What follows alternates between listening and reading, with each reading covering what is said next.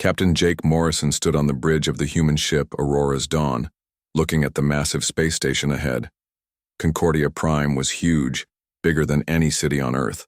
Ships from all over the galaxy were docked there, each one different from the others. Jake held the invitation in his hand. It was written on a strange metal that felt warm to the touch. The words were simple but confusing. Humans were invited to join the Galactic Planetary Forum for the first time in history. But there was one rule that made no sense. "Captain, I still don't understand this," said Dr. Lisa Hayes. She was the ship's expert on alien cultures. "Every other species gets to bring their weapons. Why do we have to go in with nothing?" Jake read the invitation again.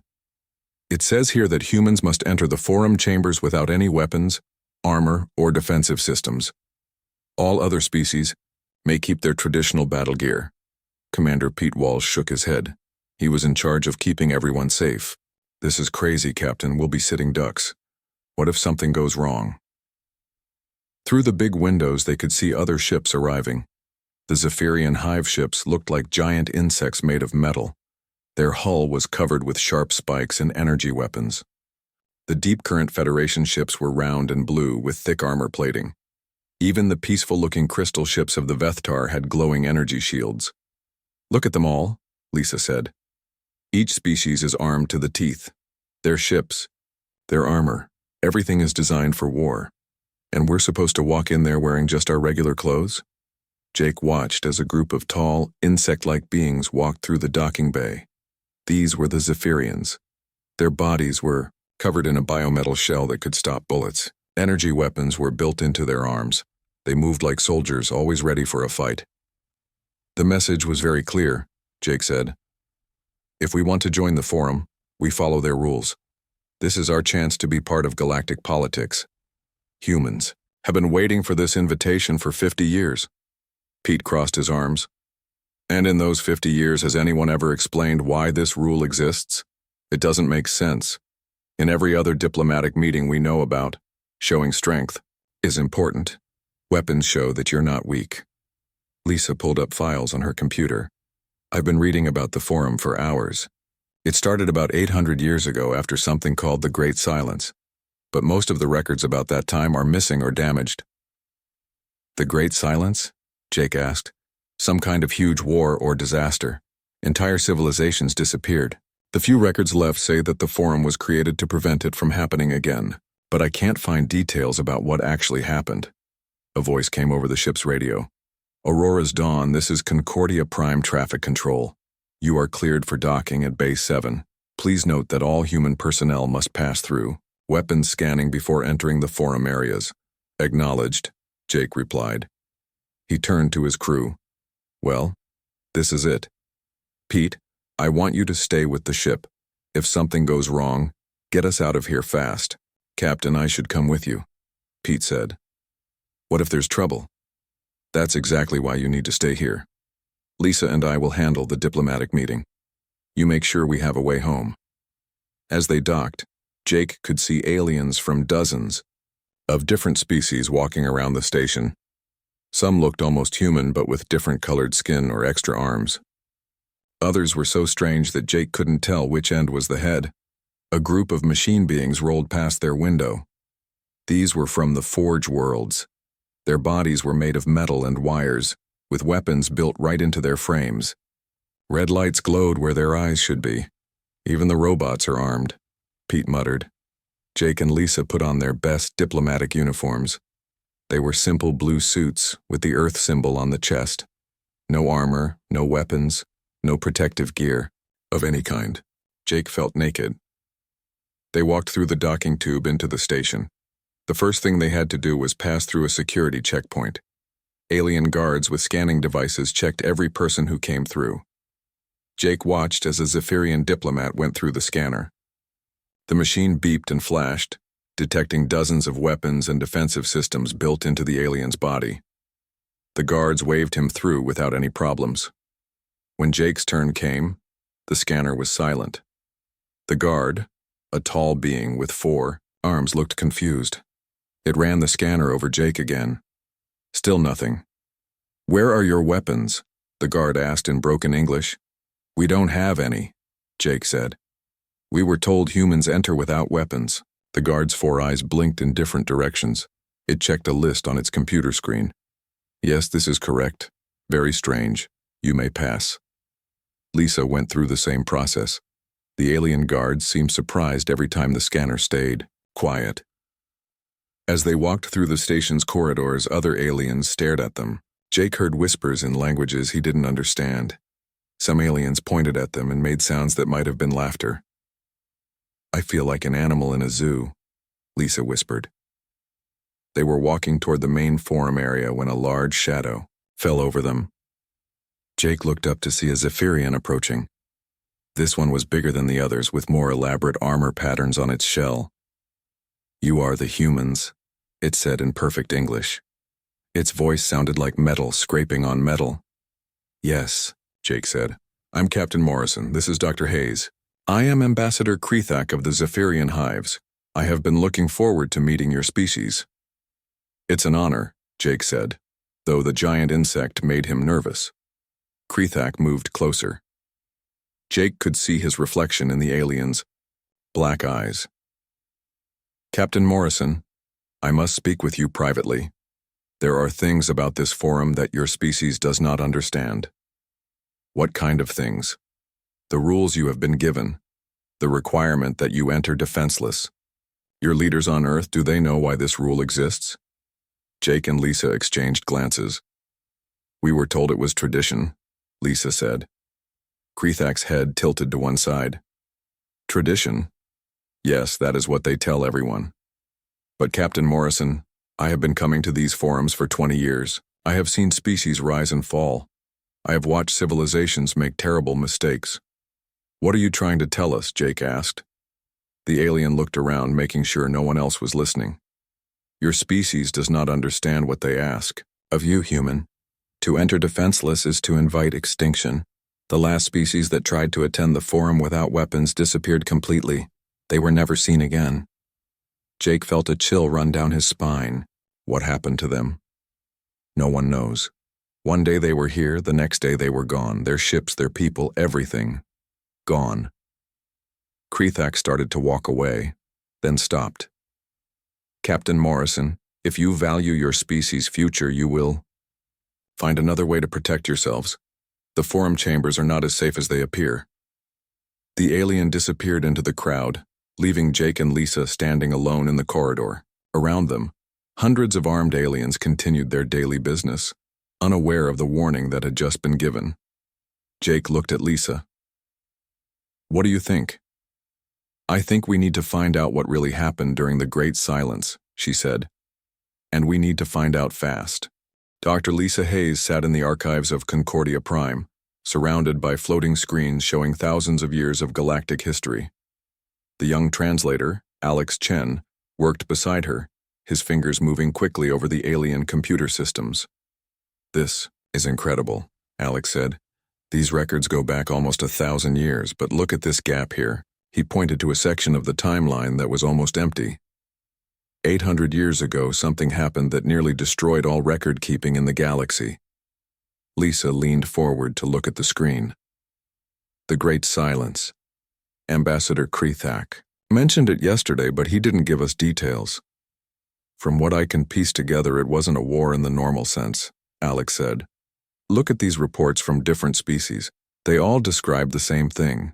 Their people started acting strange, fighting each other for no reason, turning their weapons on their own families. Lisa felt a cold feeling in her stomach. That sounds like some kind of mind control. That's what I thought too. But look at this. Alex brought up another screen. The species that were affected the most were the ones with the most advanced weapons and defenses. The more technology they had, the worse it got. Meanwhile, Captain Jake Morrison was attending his first forum meeting. The main chamber was enormous, with seats for thousands of delegates from hundreds of different species. Jake sat in the human section, which was small and located near the back. The topic for today was the discovery of a new solar system with several planets that could support life. Different species were making claims about who should be allowed to colonize the new worlds. Jake noticed something strange as the meeting went on.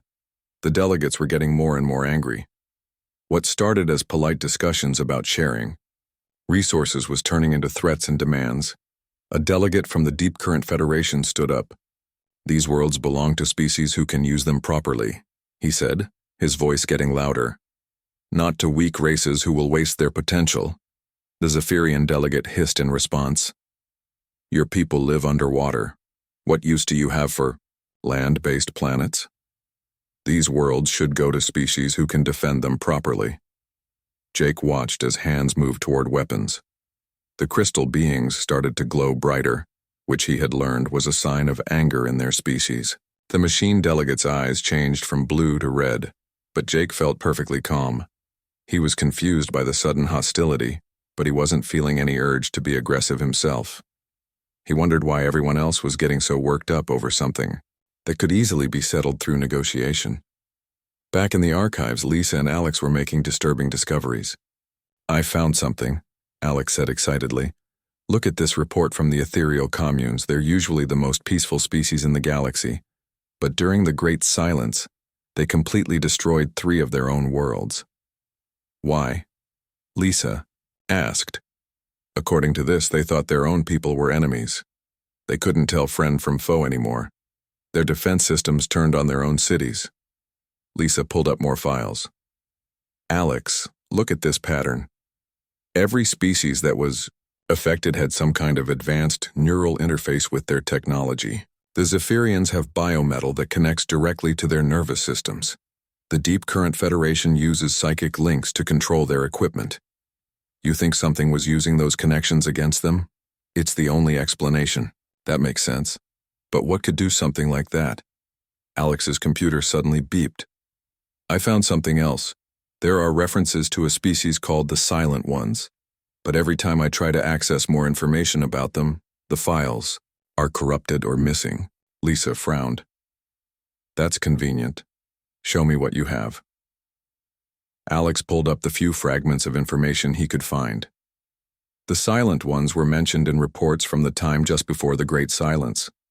They seemed to be diplomats or traders. They visited many different worlds, always offering to help improve technology or solve problems.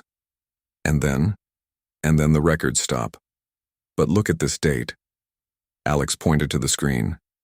"The last mention of the Silent Ones is exactly 1 week before the first reports of the strange behavior started." Lisa felt pieces of a puzzle starting to come together in her mind. "Alex, I need you to find out everything you can about how the Great Silence ended. If these Silent Ones caused it, something must have stopped them." While Lisa and Alex worked in the archives, Commander Pete Walsh was monitoring communications from the Aurora's dawn. What he was seeing worried him. "Sam," he called to the communications officer, "are you picking up these energy readings from the station's core?" "Sam." Turner looked at his instruments. "Yes, sir. Very strange patterns. It almost looks like some kind of transmission, but I can't decode it." "A transmission to where?" "That's the weird part, Commander. It's not going anywhere. It's broadcasting inside the station itself." Pete thought about this. Inside the station? Like an internal communication system? Maybe. But why would they need such a powerful transmission just to talk to people inside the building? This has enough power to reach ships on the other side of the solar system. Back in the forum chamber, things were getting worse. Jake watched in amazement as delegates who had been friendly that morning were now threatening each other with war. The Forge World machines were actually pointing weapons at the crystal beings. Ambassador Krethak was the worst of all. The Zephyrian, who had seemed concerned and helpful the day before, was now standing on his seat waving his bioweapons and demanding that his species be given control of the entire new solar system. "We are the strongest," Krethak shouted. "We have the right to take what we need. Weak species should submit or be destroyed." Jake couldn't believe this was the same alien who had warned him about danger just yesterday. It was like Krethak had become a completely different person. But the strangest part was that Jake still felt normal. Everyone around him was getting more and more aggressive, but he felt no urge to join in the shouting or make demands. If anything, he was feeling more calm and thoughtful as the chaos increased. In the archives, Lisa and Alex finally found what they were looking for. "Here it is," Alex said, his voice excited but scared. "The end of the Great Silence. It says here that one species was completely unaffected by whatever was causing the madness. Which species? Alex's face went pale. It doesn't say. The name has been erased from all the records. But look at this description. He read from the screen. They entered the affected areas without any weapons or defensive technology. Their natural immunity to the controlling influence allowed them to disable the source of the problem. Lisa felt her heart beating faster. Alex, what happened to that species after they stopped the Great Silence? I don't know. There's no mention of them in any records after that event. It's like they disappeared from history, or like someone wanted people to forget about them. Alex nodded slowly. Lisa, I think I know why humans are the only species allowed to enter the Forum without weapons. Why? Because we're the species that stopped the Great Silence, and I think whatever caused it is still here. At that moment, Jake's communicator buzzed. It was a message from Dr. Hayes. Captain, you need to get out of that chamber right now. We've discovered something terrible. The Forum isn't what we thought it was. Jake looked around the chamber. The delegates were now openly threatening each other. Some had actually drawn weapons, but he noticed that the station's security guards were doing nothing to stop them. In fact, they seemed to be encouraging the conflict. A voice spoke behind him. Captain Morrison, I think it's time we had a private conversation. Jake turned to see a tall figure in a dark robe. The being's face was hidden, but Jake could see glowing eyes underneath the hood. Who are you? Jake asked. I am Director Vale, head of the Forum Council, and Captain Morrison. You and I need to discuss the real reason your species was invited. Here. Jake felt a chill as he realized that Ambassador Krethak's warning had been more serious than he thought. Something was very wrong with this place, and humans were walking into a trap that had been 800 years in the making. The question was, were they the prey, or were they the only hunters capable of stopping whatever was hiding in Concordia Prime? Director Vale led Captain Jake Morrison through corridors that Jake had never seen before. The walls here were different from the rest of the station.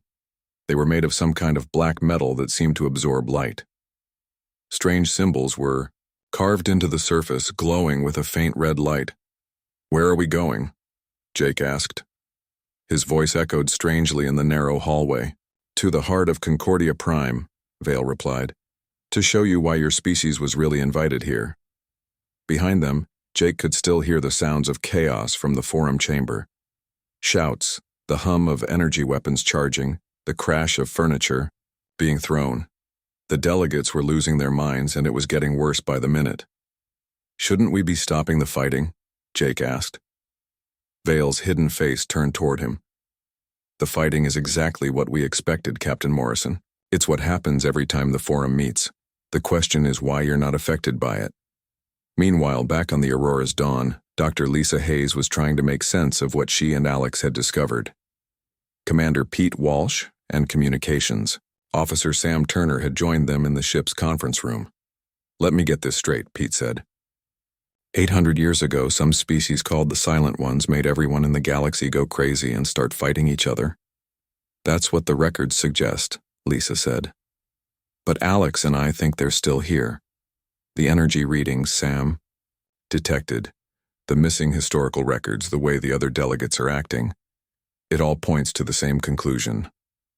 Alex pulled up a star map on the room's main screen. Look at this. I tracked down records of every major conflict in the WoW galaxy for the past 8 centuries. They all have something in common. The map showed dozens of red dots scattered across space. Each dot marked a place where species had suddenly turned violent, destroying their own civilizations or attacking their neighbors for no clear reason. Every single one of these conflicts happened near a diplomatic station or trade hub, Alex continued. Places where many different species would gather together.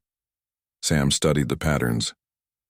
It's like something is spreading from these gathering points, infecting people when they come together. But why would the Silent Ones want to cause wars, Pete asked. Lisa had been thinking about this. What if they feed on conflict somehow? What if chaos and violence give them power or energy? That would explain why they keep doing it, Alex said. Every few decades, another species goes mad and destroys itself. The Silent Ones stay hidden and keep feeding. Pete looked worried. If that's true, then Captain Morrison is walking into the middle of their feeding ground. In the hidden depths of Concordia Prime, Director Vale had brought Jake to a massive chamber. The walls curved up and up until they disappeared in darkness. Ancient machinery hummed and glowed throughout the space. It looked like technology, but technology unlike anything Jake had ever seen. This is the original station, Vale said. Concordia Prime was built around it, but this has been here much longer. Jake walked toward one of the glowing machines. As he got closer, he could hear something like whispers coming from inside it. What is this place? A prison, Vale said simply. The most important prison in the galaxy. For who? Vale reached up and pulled back his hood. Jake expected to see an alien face, but what he saw was stranger. Vale looked almost human, but his skin was pale white, and his eyes were completely black. When he spoke, Jake could see that his teeth were sharp like a predator's. For my people, Vale said. The ones you call the silent ones. Jake's hand instinctively moved toward where his weapon would normally be, but of course he was unarmed. You're one of them. I am the last, free one, Vale said. The others are trapped in the machines around us. They have been imprisoned here for 800 years, and I have been their guardian. Guardian? You mean jailer? Vale smiled, and the expression was not pleasant. Both, Captain Morrison. You see, my people cannot be killed in any normal way. They can only be contained, and containing them requires a very special type of prison. Jake looked around at the humming machines. These machines are prisons? Each one holds dozens of my people. They are kept in a state of sleep, unable to influence the outside world. But the prison has a weakness, Captain Morrison. It requires a constant source of psychic energy to maintain the barriers. Jake felt understanding and horror growing in his mind at the same time. The forum meetings, the violence and chaos. You're using the emotions of the delegates to power the prison. Very good. Every few months we hold a forum meeting. The delegates arrive armed and confident. My people's influence, even in their imprisoned state, gradually affects their minds. They become angry, violent, paranoid. Their strong emotions feed power into the prison systems. And it works because the other species all have neural connections to their technology, Jake said, remembering what Lisa had discovered. The silent ones can reach their minds through their weapons and defenses. Vale nodded. Exactly. The more advanced their technology, the easier they are to influence. We can turn their own equipment against them, making them feel whatever emotions we need. But humans are different. Yes, Captain Morrison. Humans are immune to our influence. That immunity is why your species was able to stop the Great Silence 800 years ago, and it's why we need you now. Jake was confused. Need us for what? Vale's black eyes seemed to grow even darker. The prison is failing, Captain Morrison. After 8 centuries, the barriers are weakening. Soon my people will break free, and when they do, they will be hungrier than ever. They will turn the entire galaxy into a feeding ground of eternal war. Then fix the prison. Make it stronger. We cannot. The only way to strengthen the barriers is to sacrifice something with a completely pure psychic signature.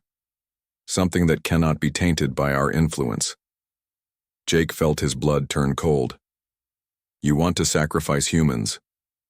Not all humans, Captain Morrison. Just a few. Your life force, completely free of our taint, would power the prison for another 1,000 years. Your species would be saving billions of lives by giving up our own. A small price for galactic peace. Jake looked at the machines around him, thinking of all the silent ones trapped inside. Then he thought of the chaos in the forum chamber, above, and how it happened over and over again. There has to be another way. There is no other way. My people tried for centuries to find alternatives before they were imprisoned. This is the only solution. Back on the Aurora's dawn, Lisa was coordinating with Captain Ben Rogers, who commanded a small rescue fleet that had been following them. At a distance, Ben's face appeared on the communication screen, looking worried. Lisa, we're picking up massive energy spikes from the station, Ben said. Whatever's happening there, it's building towards something big. We think Captain Morrison is in serious danger, Lisa replied. The whole forum is a trap designed to lure humans into some kind of sacrifice. Sacrifice for what? Alex leaned into view of the camera. To power a prison holding an ancient species that feeds on war and violence. If the prison fails, they'll spread across the galaxy and destroy everything. Ben's expression was grim. How long do we have? Pete checked his instruments. Based on the energy readings, maybe an hour before whatever they're planning reaches critical mass. Can we evacuate Morrison? Not without knowing where he is, Lisa said. The station is huge and we don't have blueprints for the lower levels. Sam suddenly looked up from his communication station. Wait, I'm getting something. It's the captain's emergency beacon. Very faint, but it's coming from deep inside the station. In the ancient chamber, Jake was stalling for time while he tried to think of a plan. If humans are so important to you, why did you erase us from the historical records? Vale seemed amused by the question. Because knowledge of your immunity would be dangerous. If other species knew that humans could resist our influence, they would use you as weapons against us. Better to let you remain a secret. But you're revealing the secret now. Because now we have no choice. The prison is failing whether we want it to or not. Better to use your sacrifice to maintain it than to let my people escape and destroy everything. Jake had an idea, but he wasn't sure if it would work. What if there was a way to make the prison stronger without sacrificing anyone? Impossible. You said the prison needs pure psychic energy. What if instead of taking it from humans by force, you asked for volunteers?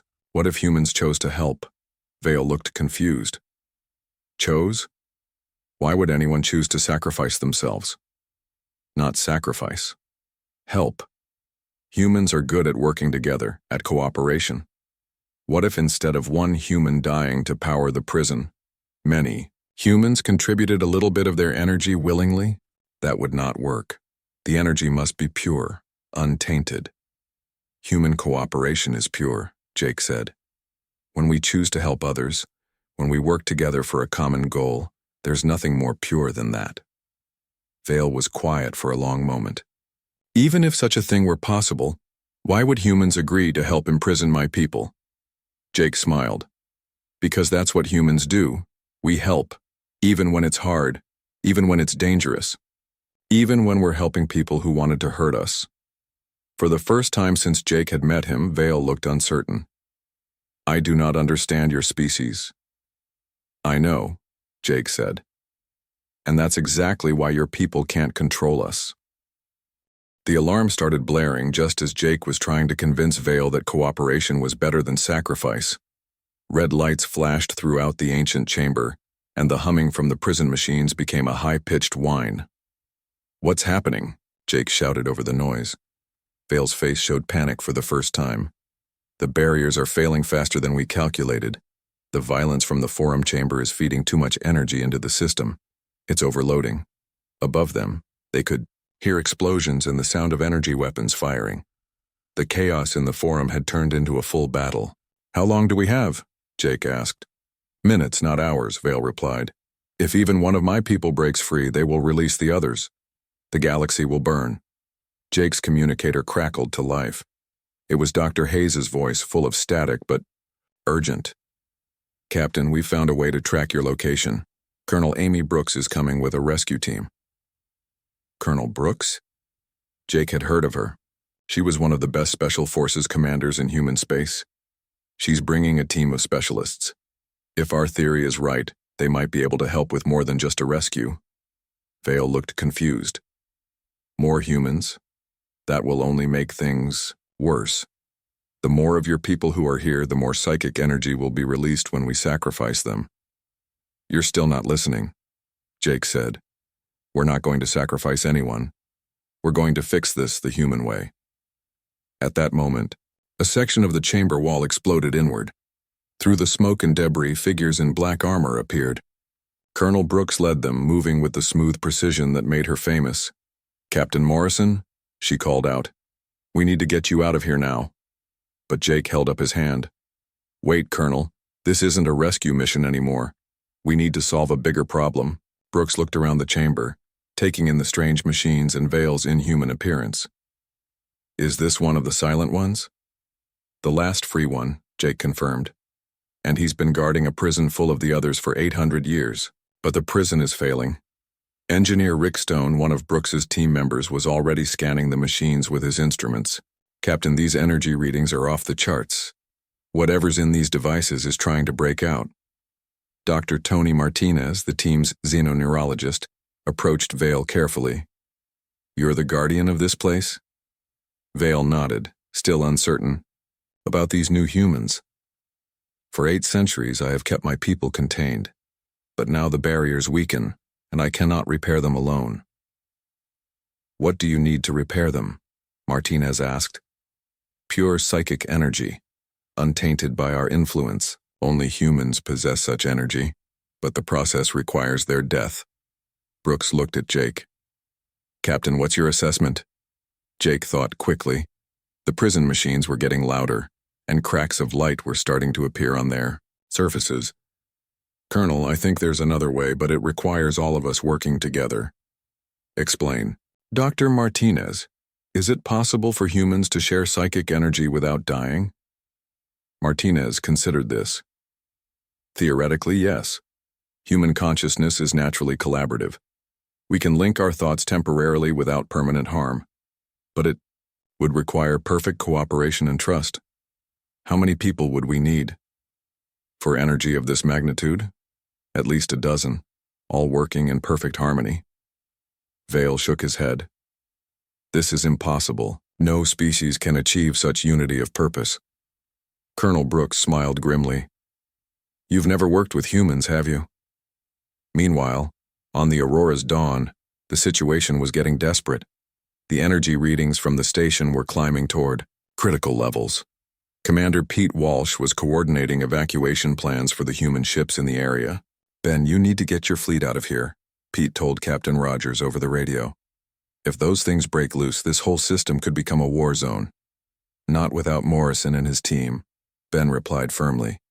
Besides, Lisa thinks she's found something that might help.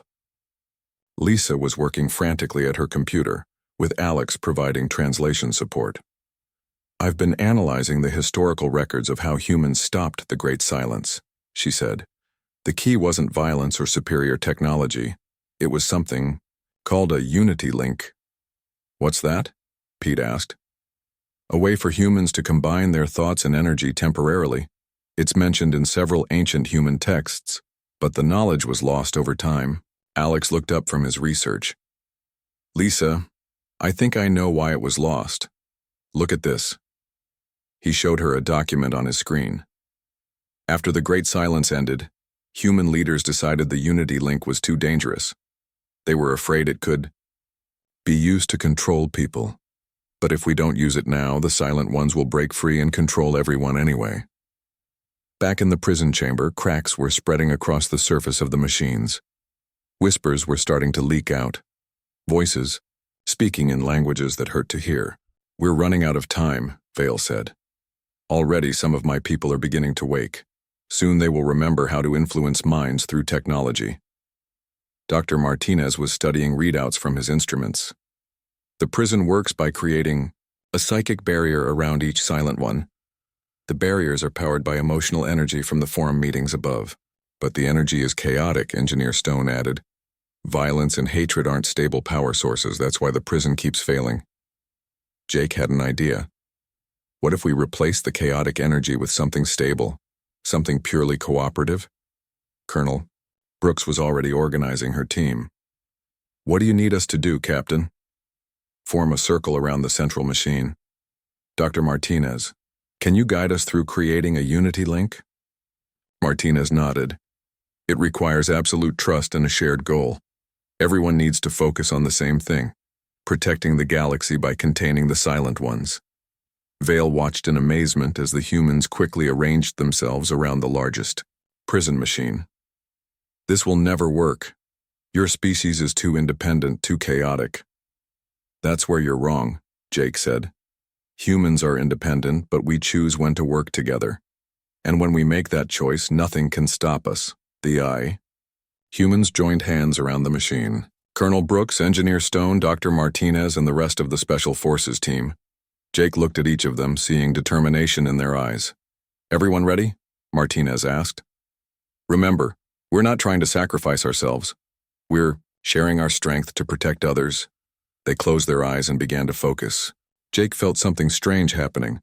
His mind was connecting with the others, but not in a controlling way. It was like singing in harmony, where each voice remained unique but contributed to something beautiful together. The effect was immediate. The chaotic red energy that had been feeding the prison machines began to change. It became steady, golden, warm. The cracks in the machine surfaces started to heal. Vale stared in disbelief. "The barriers are stabilizing, but how is this possible?" Dr. Martinez, his eyes still closed in concentration, spoke quietly. "Because cooperation is the strongest force in the universe. When humans choose to work together, we become more than the sum of our parts." The whispers from the machines faded away. The silent ones were falling back into deep sleep, contained once again by barriers powered not by hatred and violence, but by hope and unity. But just as Jake thought they had succeeded, one of the machines at the far end of the chamber cracked open completely. A figure stepped out. Tall, pale, with black eyes like veils but filled with ancient hunger. "Too late," the figure said, its voice echoing strangely. "I am awake, and now I will wake the others." This was the moment Jake realized that stopping, the silent ones would require more than just repairing the prison. They would have to face the escaped one directly, and Jake was beginning to understand that the real test of human nature was just beginning. The escaped silent one moved like a shadow-given form. Its black eyes swept across the chamber, taking in the humans who had dared to repair the prison that held its people. "I am Kethmore, the collective voice of my kind," it said. "For 800 years, I have waited for this moment." Jake and the others maintained their unity link, but Jake could feel the strain. Keeping the barriers stable while facing this ancient enemy was taking everything they had. "Your prison worked because you fed on hatred and violence," Jake said, trying to keep Kethmore talking while he thought of a plan. "But we've replaced that with something you can't understand." Kethmore laughed, and the sound made the air itself seem to vibrate. "Cooperation? Unity. I have seen 1,000 species try such things. They all fall eventually. All beings desire power, and power corrupts unity. Not humans. Especially humans." Kethmore moved closer, and Jake could feel a cold pressure against his mind. "Your species is violent, selfish, destructive. I have studied your history. Your wars, your genocides, your endless hunger for conquest." Jake felt doubt creeping into his thoughts. The silent one was right about human history. Humans had done terrible things to each other and to other species. How could he claim they were different? But then he felt the strength of his teammates through the unity link. Colonel Brooks, who had dedicated her life to protecting others. Dr. Martinez, who spent his time understanding alien minds so humans could communicate better with them. Engineer Stone, who built things instead of destroying them. "You're right," Jake said. "Humans have done terrible things, but we also choose to do better." "Choice," Kethmore spat. "The great illusion. You think you choose, but you are driven by the same instincts as every other species. Fear, greed, the desire to dominate." Vale, who had been silent since Kethmore escaped, suddenly spoke up. "You are wrong, old friend." Kethmore turned toward Vale in surprise. "You dare to contradict me? You who have served as our guardian for so long?" "I have watched these humans for the past hour," Vale said. "They are not like the other species. When faced with a choice between sacrificing others for their own safety or risking themselves to protect everyone, they chose to help. Because they are fools." "No," Vale said quietly. "Because they are better than us." Kethmore's rage was like a physical force. Energy crackled around its form, and several of the prison machines began to crack again. "I will not be lectured by a traitor and a group of primitives." The silent one raised its hand, and Jake felt a terrible pressure against his mind. It was trying to break the unity link by force, to turn the humans against each other. But something unexpected happened. Instead of breaking the link, Kethmore's attack made it stronger. The humans instinctively protected each other, their shared determination growing rather than weakening under pressure. Impossible, Kethmore whispered. Dr. Martinez, still maintaining the link, spoke with effort. You can't understand it because you've never experienced it. Real cooperation isn't about controlling others, it's about choosing to trust them. Kethmore attacked again, this time trying to flood the humans' minds with images of war, violence, and hatred. It showed them every terrible thing humans had ever done, trying to make them lose faith in their own species. But Jake and the others held firm. They acknowledged the darkness in human history, but they also remembered the light. Every act of kindness, every sacrifice made for others, every time humans had chosen to help instead of hurt. Your people ruled through fear, Jake said. You made species fight each other by amplifying their worst instincts. But humans have learned to fight against our worst instincts. Learned? From who? From each other. Every generation of humans teaches the next to be better. We pass down not just our knowledge, but our hope. Kethmore was becoming desperate. It could sense that the other silent ones in the prison machines were falling deeper into sleep as the humans' unity link grew stronger. Soon, it would be the only one awake, trapped alone, on Concordia Prime. Even if you defeat me, Kethmore said, you cannot change what you are. Sooner or later, humans will return to their violent nature. They always do. Maybe, Jake admitted. But when that happens, other humans will stop them. That's what we do. We hold each other accountable. And what gives you the right to judge? What makes humans so special? Jake thought about this question. What did make humans special? They weren't the strongest species in the galaxy, or the smartest or the most advanced. But there was something. We're not special because we're perfect, Jake said finally. We're special because we try to be better, even when we fail. We're special because we care about people we've never met. And we'll sacrifice for people who can't help us in return. Kethmore made one final attempt to break the humans. It reached out with all its power, trying to turn their unity into hatred, their cooperation into conflict. But instead of resisting the attack, Jake did something that surprised everyone, including himself. He opened his mind completely to Kethmore, letting the Silent One see everything about humanity. Not just the good parts, but everything. The wars and the peace treaties, the hatred and the love, the fear and the courage. See us as we really are, Jake said. See the choice we make every day to be better than our instincts tell us to be. Kethmore saw human soldiers who refused to kill prisoners, even when it would be easier. Scientists who shared their discoveries freely instead of hoarding them for profit.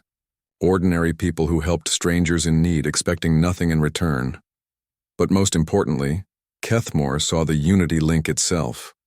8 humans who had never worked together before, trusting each other completely to protect billions of people they would never meet. The Silent One staggered backward. I cannot process this. Your species should not be capable of such what? Jake asked gently. Such forgiveness. Even after I tried to kill you, even knowing what my people have done, you still offer cooperation instead of revenge. Jake looked at the ancient being who had caused so much suffering. Because revenge doesn't solve anything. It just creates more problems. Kethmore was quiet for a long moment. When it spoke again, its voice was different, smaller, confused. I do not understand your species.